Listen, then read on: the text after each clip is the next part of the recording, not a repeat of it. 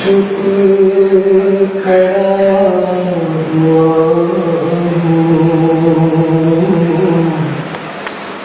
دربار مصطفیٰ میں اشکوں سے بولتا ہوں دربار مصطفیٰ میں میں چپ کھڑا ہوا ہوں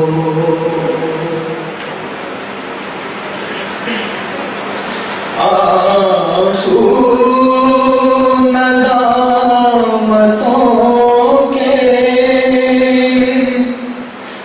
ہیں چشم نم سے جاری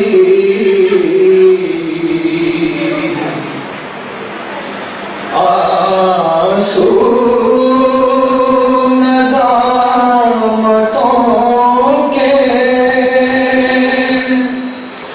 ہیں چشم نم سے جاری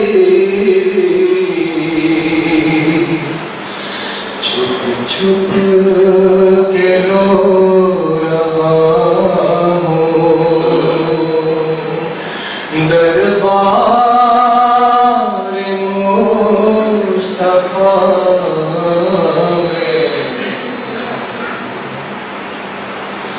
میں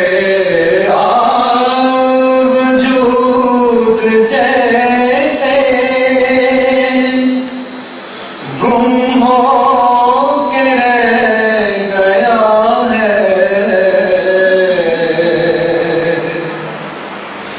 میرا وجود جیسے گم ہو کے رہ گیا ہے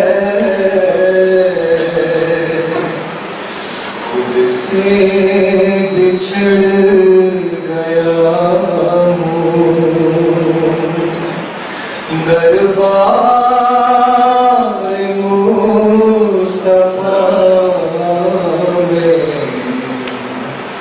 میں چپ کھڑا ہوا ہوں کیا بھی میرے رب کا مجھ پہ کرم نہ ہوگا کیا بھی میرے رب کا مجھ پہ کرم نہ ہوگا اب تو میں آ گیا ہوں دربار مصطفیٰ میں چپ کھڑا ہوا ہوں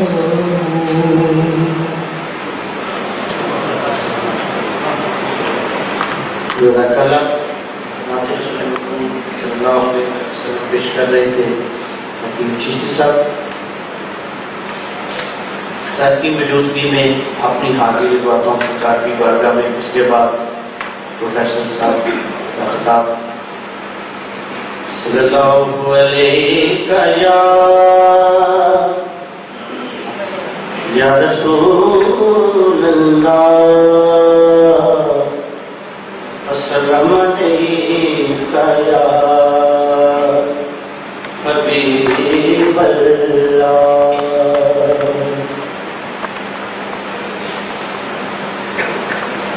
میرے دل میں ہے یاد محمد، میرے دل میں ہے یاد محمد، میرے ہونٹوں پہ ذکر مدینہ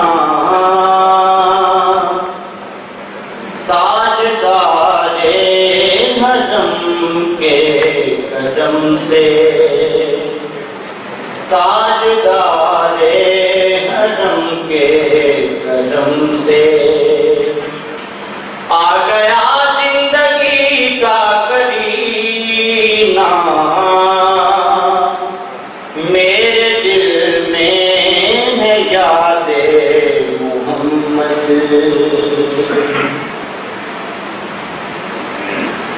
دل شکستہ ہے میرا تو کیا غم اس میں رہتے ہیں شاہے دو عالم اس میں رہتے ہیں شاہے دو عالم دل شکستہ ہے میرا تو کیا غم اس میں رہتے ہیں شاہے دو عالم جب سے مہمان ہوئے ہیں وہ دل میں جب سے مہمان ہوئے ہیں وہ دل میرا بن گیا ہے مدینہ میرے دل میں ہے یاد محمد ہر خطا پر میری چشم پوشی ہر طلب پر عطاؤں کی بارش ہر طلب پر عطاؤں کی بارش ہر خطا پر میری چشم پوشی ہر طلب پر عطاؤں کی بارش مجھ گنہگار پر کس قدر ہے مجھ گنہگار پر کس قدر ہے مہربان تاجدار مدینہ میرے دل میں ہے یاد محمد مجھ کو طوفان کی موجوں کا کیا ڈر وہ گزر جائے گا رخ بدل کر وہ گزر جائے گا رخ بدل کر مجھ کو طوفان کی موجوں کا کیا ڈر وہ گزر جائے گا رخ بدل کر نا خدا ہے میرے جب محمد نا خدا ہے میرے جب محمد کیسے ڈوبے گا میرا سفینہ نا خدا ہے میرے جب محمد کیسے ڈوبے گا میرا سفینہ میرے دل میں ہے یاد محمد من الشیطان الرجیم بسم اللہ الرحمن الرحیم رب ادخلنی مدخل صدق واخرجنی مخرج صدق واجعل لي من لدنك سلطانا نصيرا سبحان ربك رب العزة عما يصفون وسلام على المرسلين والحمد لله رب العالمين. میں حدیث رسول سے یہ بات شروع کر رہا ہوں کہ مجالس کا اعتبار امانت داری کے ساتھ مشروط ہے. حضور گرامی مرتبت نے فرمایا کہ مجالس کا انعقاد امانت داری کے ساتھ مشروط ہے۔ اگر مجالس ایسی ہوں کہ اخلاص قلب کے ساتھ، محبت کے ساتھ، انس کے ساتھ کیا ہو، جو تعلیم بخشی ہو، جو شناخت بخشی ہو، اس امانت کو لوگوں تک لوٹا دیں تو پھر تو وہ مجالس کامیاب اور اچھی ہوتی ہیں۔ ورنہ چاہے لوگوں کی خواہشات نفس سے پیدا ہوئی مجالس ہوں یا مقررین اور ذاکرین کی وہ مجالس جو ان کے اوہام باطلہ کی تصدیق کر رہی ہوں، ایسی تمام مجالس فسق و فجور کا مرکز ہوتی ہے۔ میری دعا ہے، مجھے آپ کے اخلاص کا یقین ہے، مجھے اپنے کا اتنا یقین نہیں ہے۔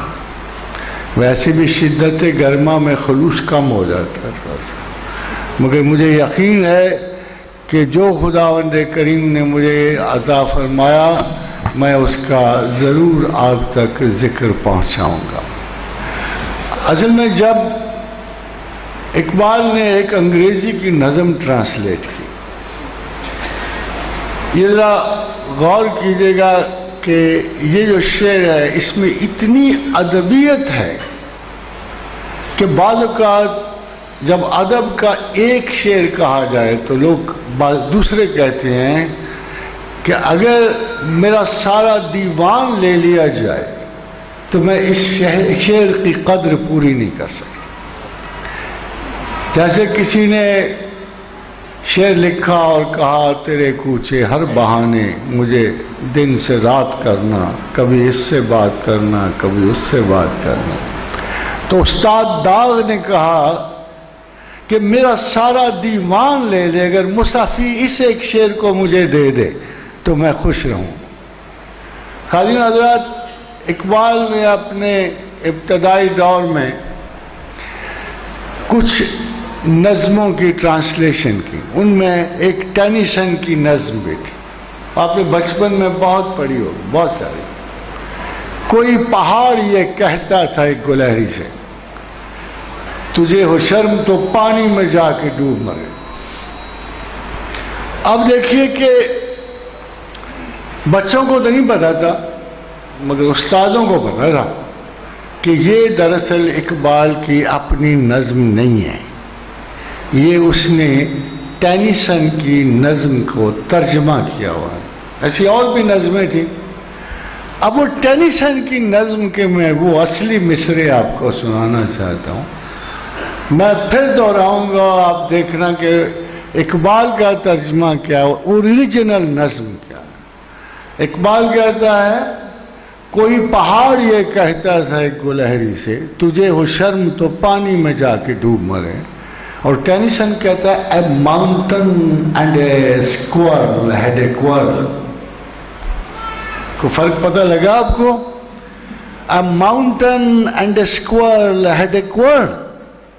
اب جو اسکوائر اور کوارل کا جو آپس میں ایک نسبت بنتی ہے، چاشنی بنتی ہے، کانوں میں جو رس گلتا ہے، وہ اقبال میں نہیں آیا۔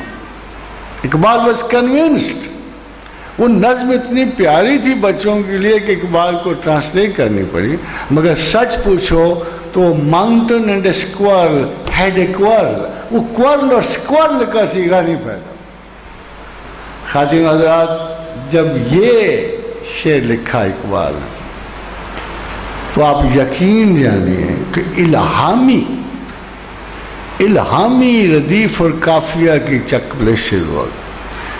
توارد لفظی اتنا خوبصورت ہو گیا، اور مجھے پتا ہے کہ بہت سارے لوگ اس شعر کو پراپرلی نہیں پڑھ سکتے، تھوڑا اس میں پرشین کا اختلاف ہے، کچھ عربی کا امتزاج ہے، مگر اتنی خوبصورت ادبیت اور روانی والا شعر بہت کم اقبال نے بھی کہا ہے۔ وہ دانائے سبل ختم الرسل مولائے کل جسم، وہ دانائے سبل ختم الرسل مولائے کل جسم۔ دیکھا آپ نے، وہی ہے نا، सुबुल खत्म रसुल मौला, ऐसी इज्तिहादी तरतीब बनी है ये, ऐसी कंप्लीशन की तरतीब ये बनी है इस शेर में कि अमेजिंगली ब्यूटीफुल, शॉकिंगली ब्यूटीफुल, ऐसी खूबसूरत यानी अदबियत इसमें पैदा हुई है कि मैं अकेला भी बैठा हूं और मुझे अगर कोई और चीज ना याद में रहे तो मैं इस मिसरे को एंजॉय करता रहता हूं। वो दानाए सुबुल खत्म रसल मौलाए कुल, जिसने गुबारे राह को बख्शा फरोगे वादी ऐसी। अगले मिसरे में वो उचान गिर जाती है, अगला मिसरा कामन हो जाता, मगर जहां उसने रसूलुल्लाह सल्लल्लाहु अलैहि वसल्लम की तारीफ की है, हैरान कुन हद तक ये तीनों जुड़े हुए मोतियों की तरह, जैसे सुलेमान ज़ीशान के खंजर में 3 ज़मुरद लगे जिनको टॉप कॉपी एमराल्ड्स कहते हैं, इस तरह ये 3 जो है ना लफ्ज, ये इतनी खूबसूरती से जुड़े हुए हैं। मगर मौलाए कुल, after God the chief executive of the universe, इसमें किसी मुसलमान को कोई इख्तलाफ नहीं। सीधी सी बात है, हर चीज की क्रिएशन का मालिक अल्लाह है। मोहम्मद रसूलुल्लाह की तख्लीक का बाइस भी वही है सल्लल्लाहु अलैहि वसल्लम। मगर जब डिस्ट्रीब्यूशन ऑफ ऑफिसेस देखती हैं तो अक्ल हैरान हो जाती कि वल्लाह मोती व आना कासिम, अल्लाह अता कर, बुखारी की हदीस है, मुस्लिम की है कि अल्लाह अता करने वाला और मैं बांटने वाला हूं। यानी हर वो खूबी, हर वो हुस्न, हर वो शाय जो जमीन व आसमान में फितरी, इखलाकी और अच्छी है, और जो खुदा ने पैदा कर दी और जिसका इख्तियार शैतान के सिपुर्द न किया, उन सारों की अता उसके हाथ में है, मगर तकसीम मोहम्मद रसूलुल्लाह के हाथ में। इतनी वाज़े ग्रेडेशन के बाद बाज़-औक़ात लोग इस मसले में उलझ जाते हैं कि जी खुदा के रसूल को इतना ना बढ़ाओ कि वो हदूद कुफ्र तक पहुंच जाए, शिरक ना बन जाए। एहतियात दुरुस्त है, हम उन्हें बुरा नहीं कहा जा सकता, एहतियात बड़ी दुरुस्त है, मगर मुसीबत ये है, या तो को अल्लाह कंफ्यूज कर रहे हैं आपको, मुसीबत ये है कि परवरदिगार आलम ने कुरान हकीम में मुतअद्दिद बार इतनी वजाहत से अपग्रेड कर दिया अपने प्रॉफिट को, और इतना हाईली अपग्रेड कर दिया कि समझ नहीं आती कि मोतरजीन के शकूक सच्चे हैं या मकामात रसूल सच्चे। अब देखिए क्या कहा, अल्हम्दुलिल्लाह रब्बिल आलमीन, आगाज किताब है मैं पालने वाला। अगर आप देखो तो इस हदीस को जो अल्लाह के रसूल ने बयान की कि वल्लाहु मोती व अना कासिमन, सब कुछ अल्लाह की अता है मगर बांटने वाला मैं हूं, याद रखना। अब देखिए परवरदिगार आलम क्या कहता है कि मैंने तमाम के तमाम जहान और तमाम की तमाम तख्लीकात करने से पहले एक चीज तख्लीक की, एक चीज को अपने ऊपर लाजिम करा दिया, वकातबा अला नफ्सी रहमा, मैंने लाजिम करार दिया बहसियत एक खालिक के कि मैं अपनी तमाम मखलूकात और तमाम वो अशिया जो जिंदगी की हामिल हैं मैं उन पर रहम करूंगा। मैंने फिर याद रखिए वकातबा, मैंने अपने ऊपर लिख दिया, अपनी तमाम सिफात आलिया के ऊपर मैंने रहमत को गालिब कर दिया। रहमत कौन है? अल्हम्दुलिल्लाह रब्बिल आलमीन वमा अरसलना का इल्ला रहमतल लिल आलमीन। यानी मैंने अपने ऊपर, ये इजाज है इस आयत का कि मैंने अपने ऊपर मोहम्मद रसूलुल्लाह को गालिब कर दिया। اللہ نہیں کہا کسی کے قلب میں. دیکھو والنٹریلی دیکھو، کیونکہ اللہ کا رسول رحمت عالم ہے اور اللہ نے اپنے اوپر رحم کو غالب کیا ہے. انڈائریکٹلی وجودی لحاظ سے رسول کو میں نے لازم قرار دیا کہ میں ان کی ہر خواہش پوری کروں.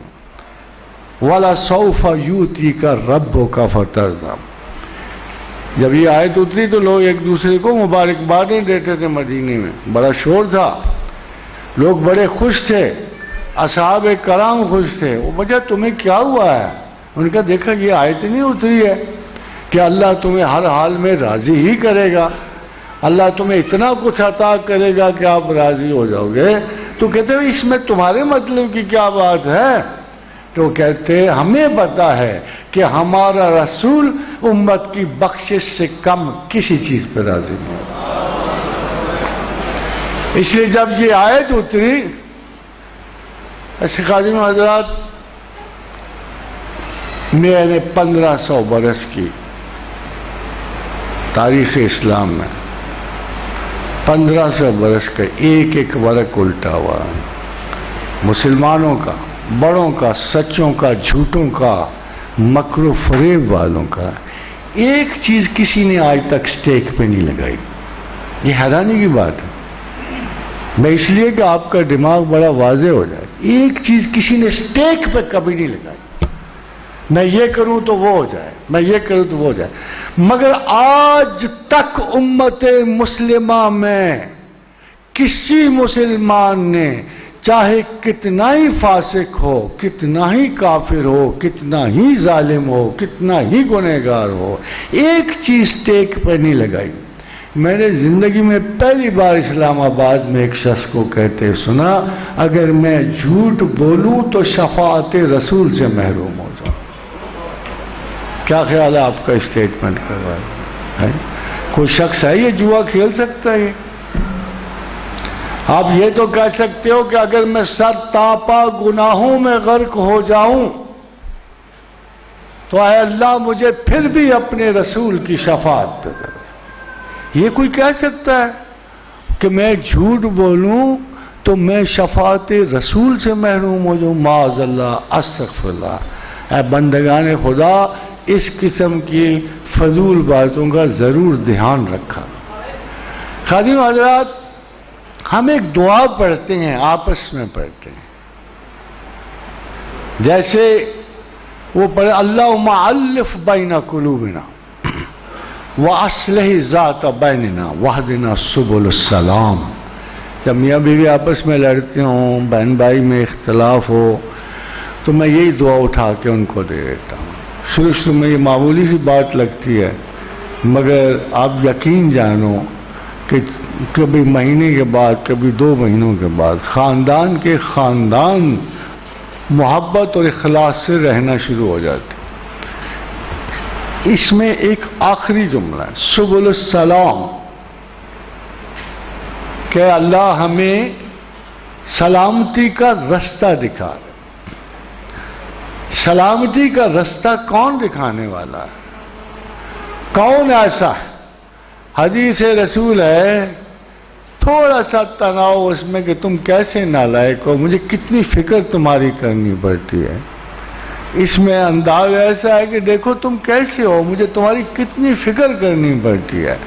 کہ فرمایا رسول اللہ صلی اللہ علیہ وسلم نے کہ میں دیکھ رہا ہوں کہ تم آگ کے الاؤ کے گرد جمع ہو اور تم میں سے ہر کوئی دامن چھڑا کے آگ میں گرنے کی کوشش کر رہا ہے، اور میں ہر ایک کو دامن سے کھینچ کے پیچھے لا رہا ہوں. یہ کنسرن ہے، یہ آپ کے پروفٹ کا کنسرن ہے، یہ آقا و رسول کا آپ کے ساتھ کنسرن ہے. مگر ان کا اصل کنسرن کیا ہے؟ ان کا اصل کنسرن یہ ہے کہ تعلیم کے مراتب حاصل کرو، سیکھنے کی کوشش کرو، اپنی ججمنٹس کو بہتر بناؤ، علم حاصل کرو، تاکہ علم حاصل نہیں کرو گے تو تمہیں مقام رسول کی بھی شناخت نہیں ہو. آپ یقین جانو کہ میں نہیں سمجھتا کہ کوئی کم علم اپنے رسول کے مراتب کو جان سکتا ہے. مین وجہ کیا ہے میں آپ کو بتا دوں. ایک صاحب کو میں نے ٹیلی ویژن پہ تقریر کرتے سنا اور 5,000 عقیدت مند سامنے بیٹھے تھے. پھر ایک صاحب کو دوبارہ میں نے راولپنڈی میں تقریر کرتے سنا، بے شمار لوگ سامنے بیٹھے.